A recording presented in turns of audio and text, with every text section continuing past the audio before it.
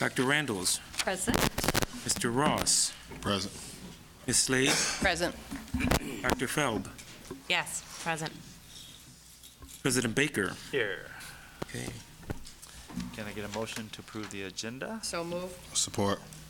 Everybody agree? Say aye. Aye. Aye. Aye. Let's move on. We have no celebrations. And public comment for board agenda items. Are there any? I have none. No public comment? No one's coming forward. Secretary's report. All right. Please join the Grand Rapids Board of Education Superintendent Teresa Weatherall-Neal and the Grand Rapids City Commission for a special joint board meeting of the GRPS Board and GR City Commission on Tuesday, September 22nd, tomorrow, at 11 o'clock at 54 Jefferson Avenue Southeast. There will be a presentation by Dale Robertson, President and CEO of the Grand Rapids Public Museum. The action that will take place is the signing of a term sheet related to the creation of a public museum school. Please come and join us for this historical occasion. And also, the KIASB dinner meeting, the Kent Intermediate Association of School Boards is holding a dinner meeting Thursday, October 8th at 6:30 p.m. at the Gainey Conference Center on the Cornerstone University. The event will be hosted by Aquinas College, Calvin College, Cornerstone University, Kuiper College, and Grace Bible College, and will provide the opportunity to become better acquainted with how Kent County's 5 faith-based institutions of higher education serve public schools. Mayor Hartwell will also be honored as the 2015 Education Advocacy Award recipient. Please RSVP with Ms. Johnson in the superintendent's office by September 29th. Also wanted to remind the public that this month, beginning September 15th through October 15th, is Hispanic Heritage Month. That's all I have. All right. Superintendent's report. Thank you. President Baker, members of the board, I would like to ask Mickey, are you coming up to do a staffing update? Mickey's looking like, I don't think I am. But she'll come over. She's working on her speech right now. Right. That was a look like, I don't think I'm coming up front. It's okay. So let me just set it up for the board. And Mickey, I would like to ask you to provide the board with an update on where we are with staffing. We talked today about moving people around in order to balance classrooms, so. Right. We do still have some vacancies across the district, very few. We are moving very quickly to fill where we can. We did meet today for quite a few hours to discuss balancing of students across the district, and we do have some vacancies that we do not need to fill, so we will be moving some staff around in buildings, in classrooms to accommodate that. We are hoping that we can move people around and fill in holes where we need to without having to do additional layoffs, but there might be the opportunity, unfortunately, that we may have to come back to this board at a later date with some additional layoffs at that time.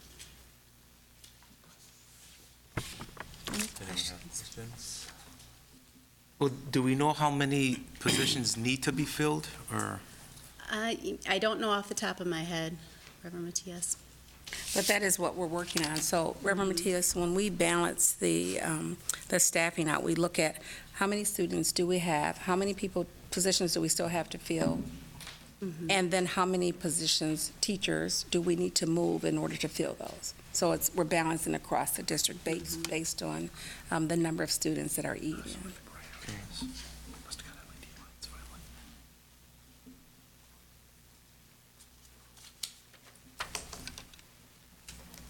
So when would we, basically then we'll need perhaps another staffing update that may need to be associated with. Yes.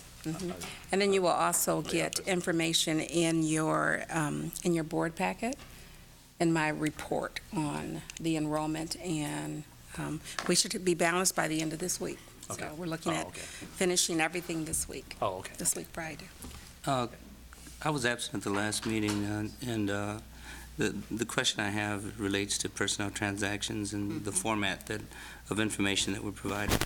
Wondering if we might be able to improve the report by listing the qualifications or the certification areas of the staff that are appointed, that resign, that retired, so that we're a little more cognizant of patterns, recognizing that, we have a district that has a higher number of special ed students or special needs students and ELL students. And so if, one could see that in a grid fashion, it might help us, at least certainly help me, to understand what areas we're trending in. I have a question for point of clarification, Dr. Baker. Huh? I have a question Go ahead. just for, Dr. Flores, you said Yes. personnel, so certification, resignations. Well, you have resignations, appointments, and retirements, and in that format, I'd like to have, qualifications or certifications, Got it. special certifications Got listed. it, okay. So that, So you know who's retiring. right. Got it, okay. And Right. Okay, if someone says we're losing talent in special ed, as I received correspondence, it would certainly sense. validate or not validate such an argument. okay. We can do that.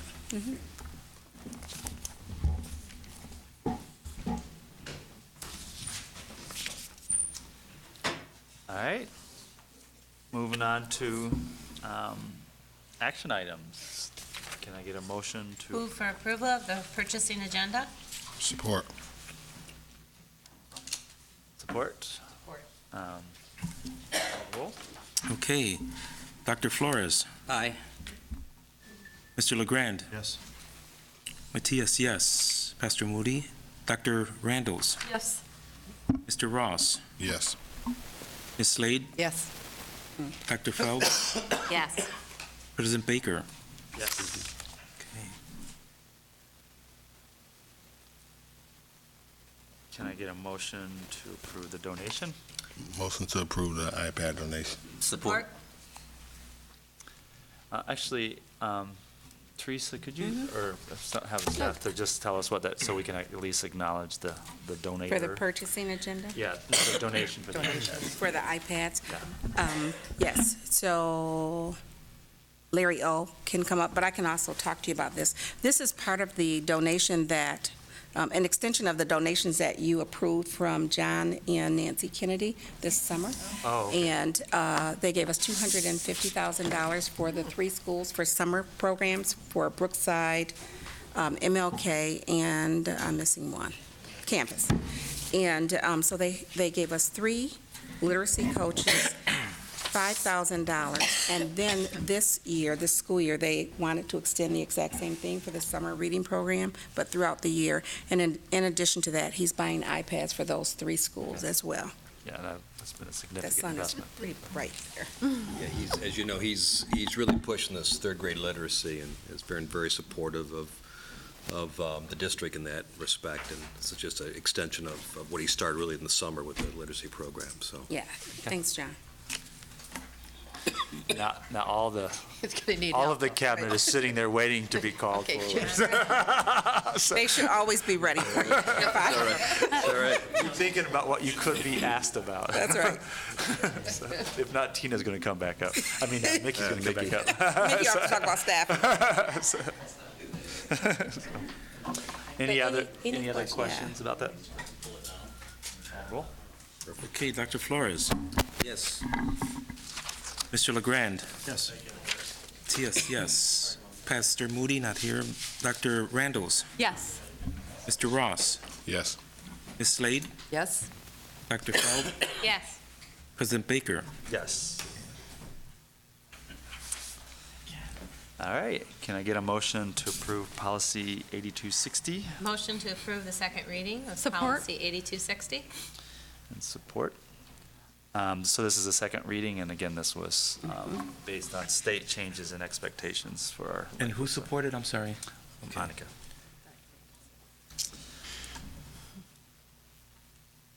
Okay. Mr. Flores? Yes. Mr. LeGrand? Yes. Matias, yes. Dr. Randalls? Yes. Mr. Ross? Yes. Ms. Slade? Yes. Dr. Phelps? Yes. President Baker. Yes. Okay. All right. And can I get a motion for the layoff resolution? Move for approval? Support. Supported. For adoption? Okay, oops.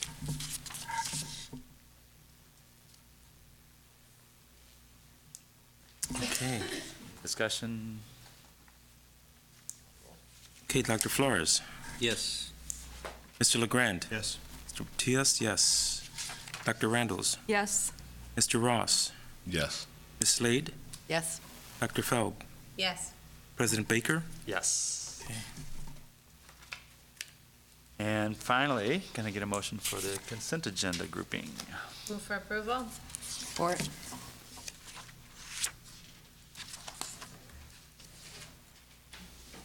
Ping pong, tennis.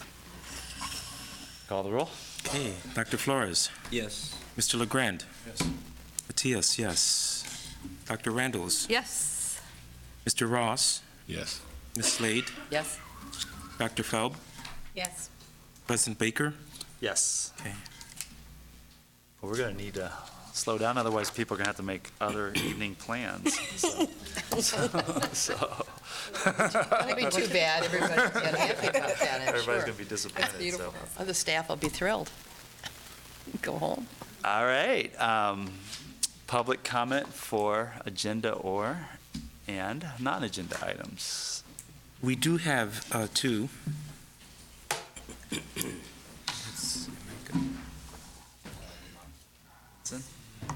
Yamanka Vincent, I'm sorry for mispronouncing. If you can come forward.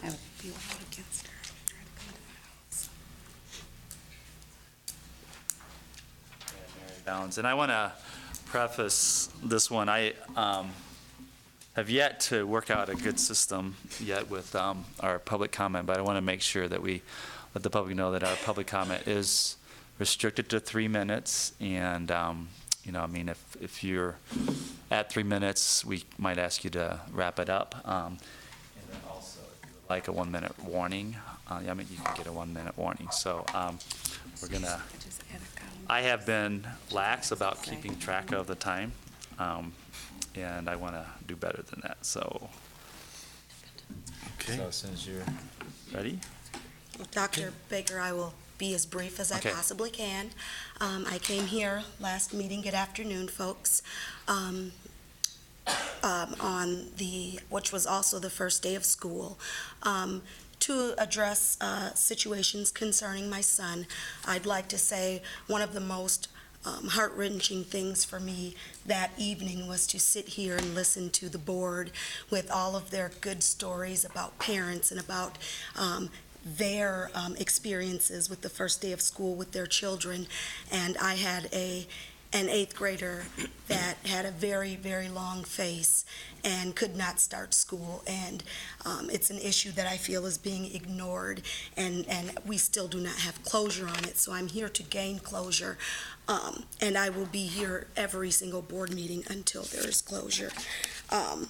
When I came here on the 8th for the last board meeting, it was on behalf of my son Dexter Lee, for awareness and resolution.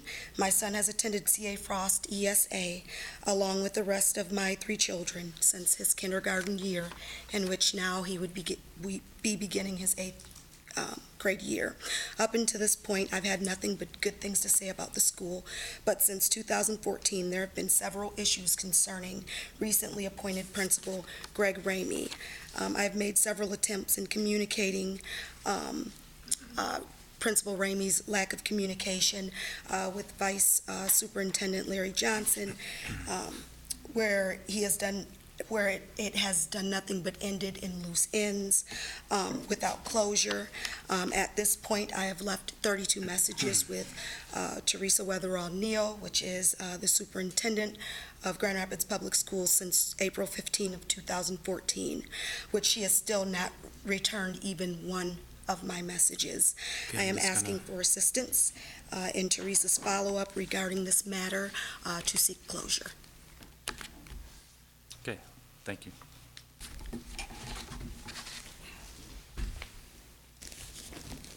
Mary Beth. And then Mary Bowen. Bones. That's good. It was Holding my breath.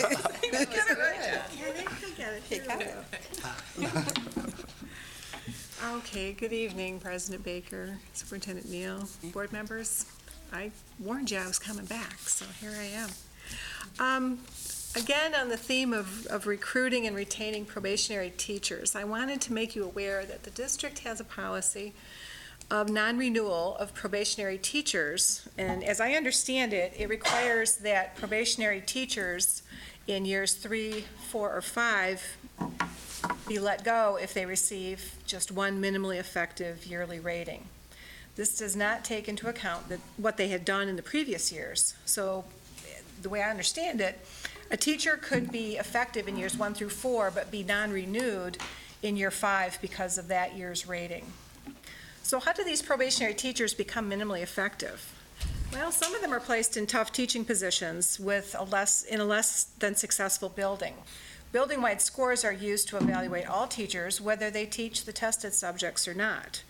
For example, a music teacher whose students exceeded their music goals, marched in parades, scored a 2 at a band festival, you know how that goes, and had positive responses from her students as a probationary teacher. Yet the teacher was found to be minimally effective because of the building scores. Their job is on the line for non-renewal. Another way is they're not allowed to use their own student data. Again, building-wide data was the only data used to evaluate the teachers, no matter how much gain their students made in the probationary teachers class. School-wide data that is less than stellar, and then probationary teachers, again, careers are in jeopardy. Also, after doing the appeals this summer, evaluator skills range, and that's apparent when you study the number of effective and minimally effective ratings assigned by each individual evaluator. Some highly skilled evaluators seem to want to support teachers and give excellent, timely feedback and support. The teacher may even know You have 1 minute. they're looking at what they know what the evaluator is looking for, so the teacher works on honing that skill. But then other evaluators use the system to control and manipulate the staff into compliance. They hear, "Are you a team player?" as a way to get that compliance. These evaluators have a high percentage of minimally effective teachers. Teachers are fearful and then are often seeking employment in other districts. So to improve the effectiveness of these probationary teachers, they need to have a mentor for those first 3 years. They need quality professional development to support those teachers. When you depend on evaluations to make employment decisions, you lose the skills and energy of those probationary teachers. You lose those who teach in the untested subjects or in the more difficult programs, the special ed teachers, the foreign language, minority status teacher, the highly trained. You can go ahead and wrap up. You Okay. can make some concluding remarks. Again, I To work think on that. we need to nurture and develop our new hires and treat them the same way that we're expected to treat our students. We need to find multiple ways to help them develop. And you can't hold a brand-new teacher to the same standard as a 20-year veteran. So I always like the word developing instead of minimally effective, though minimally effective still is a level of effectiveness. So I'd like to see us to find a way to give teachers an extension of that probationary period so that they have the opportunity to develop their skill. And it is allowed to extend that probationary period beyond 5 years. Again, I offer my assistance to help develop that evaluation tool and find ways to support teachers who would benefit from a well-designed system. And we need to keep them and make them and help them in the process of becoming effective teachers. GRPS should be the district that young teachers want to teach in because they hear about the wonderful ways that they're supported, nurtured, and their skills are respected. Okay, thank you very much. Thank you.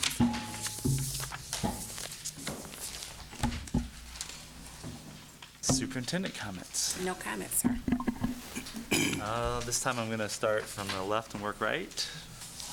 Mr. Ross, No comment. Dr. Fall. Oh, I just wanted to say a thank you to all the educators and administrators that attended the Literacy Summit last week. It was a great topic on how essential it is to build on a child's home culture and language to scaffold their academic language. So it was a great event, and a special shout out to our superintendent who gave a warm welcome to everybody. So And I got 3 pins from it, Right. you know, so I only got one. I appreciate that. All right, Reverend Matias. Just want to remind folks that we are celebrating Hispanic Heritage Month, and I know that even here in West Michigan, there's been a rich history and influence of the Hispanic culture, and so we want you to kind of take a look at what's around you and kind of appreciate the impact that Hispanics have made here in our city. Thank you. Ms. Lee? Give a little shout out to my baby boy there. He's going to get you for that. My son Paul, who just became a grandfather. You want any stories you want You to don't tell? want to talk about it. Can we talk he's a after? gentleman, too. He has to help me carry something in the So you can talk to us afterwards. Right? Anytime I can embarrass you, I'll try. Dr. Randalls? I just wanted to make a small comment about the article in the paper this weekend regarding charter schools and public schools. I was a little astonished that the average per pupil funding, $9,600, we don't get anywhere close to that. And then the other point of interest was that charter schools do not spend as much on instructional time, a percentage of their income, as public schools do. So they're all public schools. But so I thought it was an interesting article, but that the average far exceeds what we're getting per pupil. Did you post that on Facebook or something? No, I didn't. I Could often you? do. Yes, yeah. It was on. It was in the press, and I've had a hard time finding articles on MLive that then I would try and post. But I will try and post that one. I thought it was very interesting. Ms. LeGrand? Well, I've been going out door to door a lot and talking with people and explaining to them that the important thing on the election coming up very soon is the bond issue for the schools. There may be other things on the ballot, but the important thing is the bond issue. And I'm happy to say that I've gotten really good response at the doors. People get it. They get that it's an investment in the entire community. And whether or not they've got kids in the system, people are very supportive. And I love to be able to use John's talking point about us being the second most frugal school district in the country. I use that at the door all the time, and I say, I promise you the money will be spent carefully. And I also like using the image of the 37 front doors at Union. People get that too, that if we want to have secure schools, we want to have buildings where visitors have to check in at the front office and actually make their presence known to the people who are keeping our kids safe. So, but I've been having good results at the door. But I hope the entire voting population's watching this broadcast and now knows how important this is. But it continues to be important, and we got to keep working to spread the message. Well, I'd like to start by thanking Superintendent Neal for following up on my suggestion to look at privatization. While I wasn't here last meeting, I was glad to see that there was a report and that we are analyzing our expenditures and decision-making and the effects of that in a monetary means. And then secondly, I'd like to echo what Mary Bowen said about staffing and about evaluation. I recently retired as a highly effective teacher because I was evaluated by a highly effective administrator. Prior to that, I was evaluated by a less effective, undereducated administrator and received less of an evaluation. Still effective, but not highly effective. And I think it is definitely of merit when someone says, who is evaluating you? If you are a master electrician, you can evaluate an electrician. If you're, a psychologist, you can evaluate whether someone is effective using psychology or not. every trade, every profession needs professionals at the top. Basically evaluating their staff or their colleagues, whichever. So I think that's important. We ought to have an evaluation system that works and that's fair. And so I'll continue to push for that. Before we continue laying off staff, I think, too, that our district needs to look internally at the number of consultants that we use. I noticed in the superintendent's report that I received this afternoon that we hired another consultant for Chavez and Buchanan. And my concern is that we not continue to hire adjunct or auxiliary consultants for whatever. I mean, we have previous superintendents working for us who are retired, and previous assistant superintendents working for us who are retired. Again, before we give more money and allocating that money to consultant-like services, I think we need to look at instructional support, direct instruction of teachers. I think a teacher in a classroom in front of children is utmost important to their success. And so I would hope that in that same vein, Superintendent Neal, that you would continue to look internally and look for those pockets where we have funds and put an emphasis on hiring teachers. Thank you.